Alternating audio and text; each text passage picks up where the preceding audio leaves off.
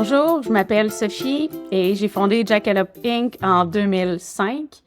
Et en 2022, j'ai changé le nom de ma marque de Jackalope à Whitetail. Mon entreprise, c'est une petite entreprise de planches à roulettes qui crée et fabrique des planches à roulettes ici au Québec. Et présentement, mes skates sont exportés dans 35 pays. Je fais cette vidéo sous toute réserve et je vais y décrire les faits au mieux de ma connaissance. Il s'agit non seulement d'apporter des éclaircissements pour expliquer pourquoi j'ai changé le nom de ma marque de Jackalope à Whitetail, mais aussi je fais cette vidéo parce que j'ai besoin de votre aide. Aujourd'hui, je lève le voile sur une situation dans laquelle mon entreprise s'est retrouvée prise, malgré toutes mes tentatives de régler ça à l'amiable. C'est une situation qui me cause à moi et à ma compagnie beaucoup de tort depuis plusieurs années. Et puis, en 2024, c'est juste allé trop loin. Quand j'ai incorporé mon entreprise en 2005, j'avais fait toutes les validations nécessaires que je prenais pas le nom de quelqu'un d'autre. Avant de raconter mon histoire, je dois préciser que tout au long de cette vidéo, je fais référence au festival Jackalope, mais je précise que la mise en demeure qui m'a été envoyée provient officiellement de Gestion Tribu International Inc., qui possède la marque du festival Jackalope. Mais j'utilise le nom Jackalope pour simplifier la compréhension, puisqu'il s'agit de l'appellation sous laquelle cet événement est connu du public, et c'est aussi le nom qui est en litige dans l'histoire que je vais raconter. J'ai ici dans mes mains une mise en demeure qui m'a été envoyée le 11 septembre 2024 de la part de Jackalope, le festival de sport dit ultime qui a lieu, entre autres, à Montréal. Il s'agit d'une compagnie qui a choisi d'utiliser l'animal mythique, le Jackalope, comme il y a sur... dans le nom de sa compagnie. C'est arrivé 7 ans après que j'ai incorporé mon entreprise Jackalope Inc., puis en 2005. La mise en demeure stipule, entre autres, que Jackalope n'hésitera pas à instituer contre vous toute procédure judiciaire. Je tiens à mentionner que je suis seule dans mon entreprise. J'ai pas d'associé, j'ai pas d'employé et j'ai jamais eu de subvention. Additionné au fait que je sois une femme dans un domaine à prédominance masculine, je suis pleinement consciente que ça fait de moi une proie plus facile. Par contre, je refuse de croire que mon entreprise a moins de droits et mérite pas le même respect que les autres parce que je suis une femme dans un domaine d'hommes ou parce que je suis seule dans mon entreprise. La mise en demeure commence à la suite de mon nom Sophie en m'appelant messieurs. Avec la suite de l'histoire que je vais raconter, vous allez comprendre pourquoi me faire appeler messieurs m'a vraiment frappée. Par respect pour leur intimité, je lirai pas la mise en demeure, mais elle stipule entre autres que Jackalope n'hésitera pas à instituer contre vous toute procédure judiciaire si, entre autres, j'abandonne pas la demande d'enregistrement de mon logo. Ce logo-là que j'ai dessiné moi-même il y a 20 ans, que j'utilise depuis, en continu, qui est sur tous mes skateboards, sur des vêtements, sur mes créations artistiques. J'ai signé des murales aussi que j'ai faites au niveau municipal avec ce logo-là. Il y a aussi un autre point qui demande que j'efface toute référence au nom Jackalope de mes réseaux sociaux. En fait, le nom Jackalope qui est sur mes réseaux sociaux, ça fait référence à mon portfolio, ma carrière d'artiste depuis 20 ans. C'est les projets que j'ai réalisés, c'est les créations que j'ai faites. Déjà, j'ai changé de nom de ma marque. Cette demande-là, que ça représente pour moi, ce serait comme effacer ma carrière puis tout le travail que j'ai fait depuis 20 ans. Alors, je le perçois comme si c'était d'effacer, dans le fond, 20 ans de travail, 20 ans de carrière artistique. Il y a un total de 6 demandes similaires sur cette mise en demeure, sans quoi ils n'hésiteront pas à instituer contre moi des procédures judiciaires. Parmi les raisons pourquoi j'en ai pas parlé publiquement avant, c'est parce que je voulais pas diviser la communauté et mettre la population dans une position inconfortable d'avoir l'impression de devoir prendre parti entre deux entreprises québécoises. En réalité, il ne s'agit pas nécessairement de prendre parti. Il s'agit plutôt d'une occasion de se lever ensemble et exiger aux entreprises locales d'adopter des valeurs à notre image et à l'image de la culture du skate. La culture du skate, c'est à mon avis une culture qui repose sur l'authenticité, la solidarité et le respect. Je suis absolument pour les événements de skate et j'ai à cœur la prospérité de notre culture locale du skateboard. Par contre, dans le climat économique et politique actuel, je trouve ça désolant chaque fois que je vois une entreprise québécoise en menacer une autre. À partir de la réception de cette mise en demeure, la situation est allée trop loin. Malgré tout le temps, l'énergie, les ressources que ça demande, j'hésiterai pas à défendre mes droits, à défendre mes valeurs, les droits de mon entreprise. La situation est allée trop loin, puis cette fois-ci, j'ai pas l'intention d'encaisser toutes ces pertes-là en silence. Je pense que j'ai donné assez de chance. Je pense que j'ai fait ma part. J'ai mis beaucoup d'eau dans mon vin. Alors cette fois-ci, c'est allé trop loin. Je vais me battre jusqu'au bout. Je suis doublement motivée de me battre parce que je sais que ça dépasse largement mon histoire. Je suis pas la seule personne qui s'est retrouvée un jour ou l'autre dans une situation comme ça. Et puis, je suis tout à fait consciente là, qu'il y a des femmes dans des domaines d'hommes qui se font appeler messieurs, qui doivent se battre pour se faire respecter. Je sais aussi qu'il y a des artistes qui voient leur héritage puis des décennies de travail se faire menacer. Je sais qu'il y a plein de petites entreprises qui doivent se battre tous les jours contre des entreprises plus grosses. Alors, je mène ce combat-là aujourd'hui pour tout ce monde-là, tous ceux qui ont pas pu se lever, tous ceux qui, pour n'importe quelle raison, ont été obligés d'encaisser ça en silence. Moi, je trouve ça inacceptable.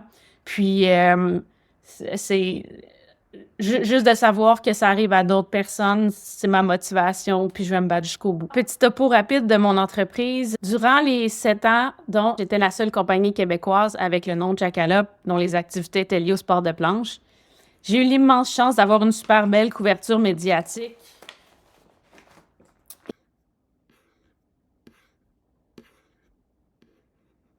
J'avais aussi beaucoup de mes produits qui étaient vendus dans des boutiques. J'avais un super bon référencement sur Internet. Alors, juste une simple recherche Google, ma compagnie apparaissait dans le premier résultat.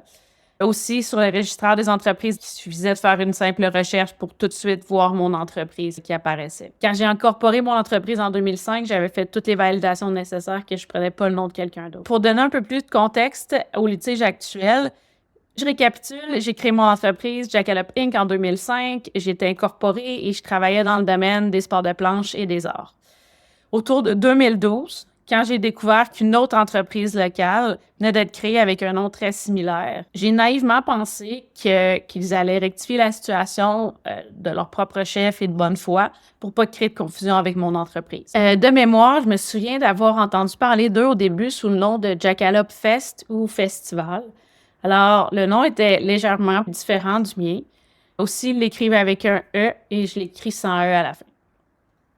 Le premier logo que j'avais vu d'eux était assez différent du mien. Vers 2016 ou 2017, j'ai remarqué l'arrivée d'un nouveau logo.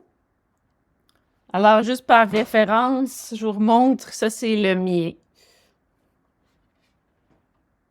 Alors, ça s'est mis à me déranger beaucoup. C'était rendu un peu cauchemardesque. Alors, j'ai décidé de les contacter de manière amicale. Donc, en 2018, j'ai voulu engager le dialogue et trouver une entente. Alors, je leur ai écrit un email amical.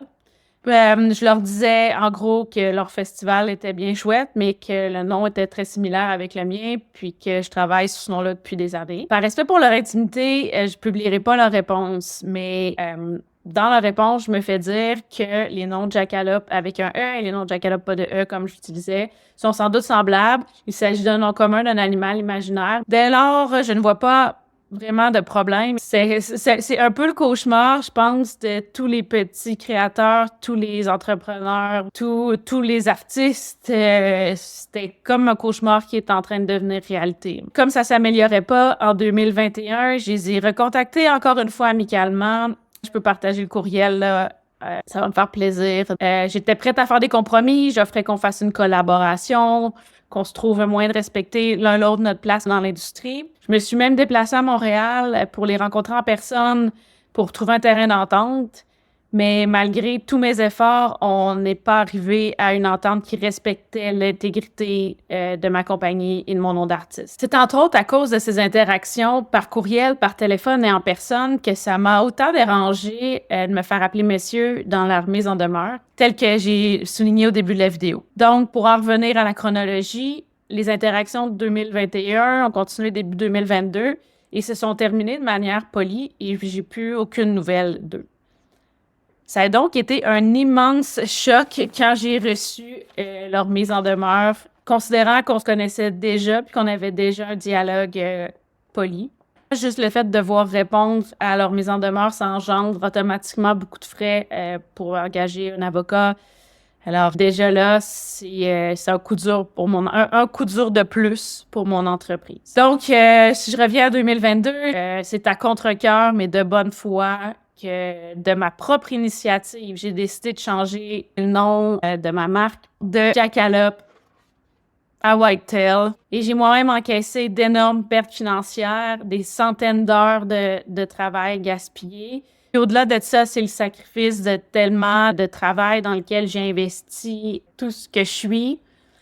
Jackalope, c'était le centre de mon univers. C'est mon bébé. Je mets tout ce que je suis dans mes créations. Alors, changer de nom comme ça après 17 ans, ça a été vraiment déchirant. L'idée de changer le nom de ma marque, c'était que plutôt que d'épuiser mes ressources dans une bataille, j'ai choisi de centrer mes énergies sur ce qui définit mon expertise, c'est-à-dire la création, l'innovation et les arts.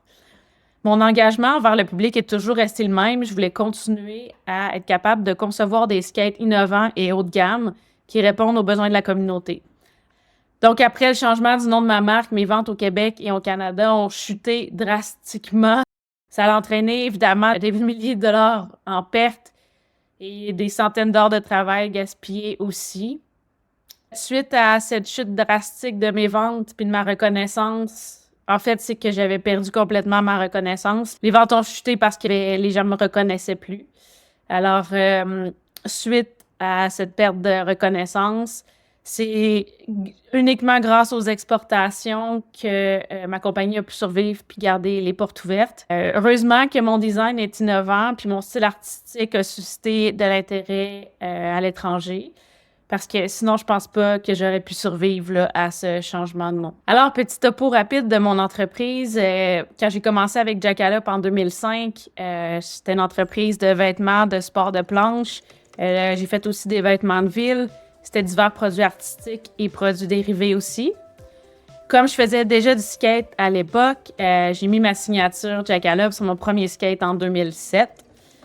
Et j'ai aussi fait une exposition solo de skateboard illustrée à la main. Désormais, mon entreprise développe des modèles de skateboard plus techniques avec des nouvelles géométries qui répondent aux besoins spécifiques de ma clientèle. C'est entre autres à cause de ça que ça m'a amené à être capable d'exporter mes produits dans 35 pays. J'amène beaucoup d'innovations dans le domaine du skate et du surf skate et mon produit est fabriqué au Québec à partir d'érable canadien. Je fais toutes les illustrations sur mes skateboards. J'illustre aussi mes grip tapes. J'ai aussi créé une nouvelle pièce de skateboard et de surf skate innovatrice qui est présentement patent pending. C'est une nouvelle innovation que j'ai exportée jusqu'à présent dans une trentaine de pays. Comme vous pouvez voir, mes skates portent fièrement la feuille d'érable canadienne parce que je suis fière de créer un produit original et innovatif canadien. Donc, c'est dans 35 pays qu'il y a des skates avec la petite feuille d'érable canadienne. Pourquoi je fais appel à vous aujourd'hui? Premièrement, parce que j'ai besoin de votre soutien pour me lever pour toutes les autres entreprises, tous les autres créateurs qui se sont trouvés dans des situations similaires. La chose que je demande, c'est du soutien pour obtenir un engagement public, qu'ils respecteront mon entreprise et qu'ils n'essaieront jamais de menacer ou de nuire à ma marque. Je vois comme une invitation à adopter des pratiques qui respectent l'intégrité des entreprises québécoises pour qu'on puisse tous continuer à contribuer à la communauté du skate au Québec, au Canada et à l'étranger. En vous impliquant, vous aidez à garantir que les événements restent fidèles à l'éthique qui a toujours été au cœur de la communauté. Il faut aussi se rappeler que même s'ils ont des gros commanditaires, tels que vous pouvez voir sur leur site, c'est un litige qui coûte cher à tout le monde. Alors, pour le bien de la communauté, je souhaite que toutes les entreprises québécoises qui ont des valeurs éthiques puissent connaître le succès. Investir de l'argent dans des litiges, c'est de l'argent qui est utilisé, qui se reflètera pas dans la qualité de ce que les clients, de ce que la communauté va pouvoir bénéficier de. Alors, à mon avis, tout le monde est perdant. Alors, comment vous pouvez aider? Vous pouvez partager cette histoire parce que c'est mon histoire, mais c'est aussi l'histoire de plein d'autres artistes, de petits entrepreneurs, de femmes dans des domaines d'hommes. Je vous demande votre aide pour qu'ensemble, on puisse ramener la mentalité du skate qui valorise la collaboration plutôt que la compétition. Comme j'ai déjà fait beaucoup de compromis, à partir de la réception de cette mise en demeure, j'hésiterai pas à défendre mes droits, à défendre mes valeurs, les droits de mon entreprise, puis à me lever pour toutes les personnes, toutes les femmes qui se sont ramassées dans une situation similaire. Ce combat concerne la vitalité de notre communauté. Donc, merci du fond du cœur pour votre support. Vous pouvez me partager ce que ça vous fait vivre ou de quelle manière vous vous connectez avec cette cause-là. J'apprécie énormément que vous soyez à mes côtés dans ce litige. Alors, merci.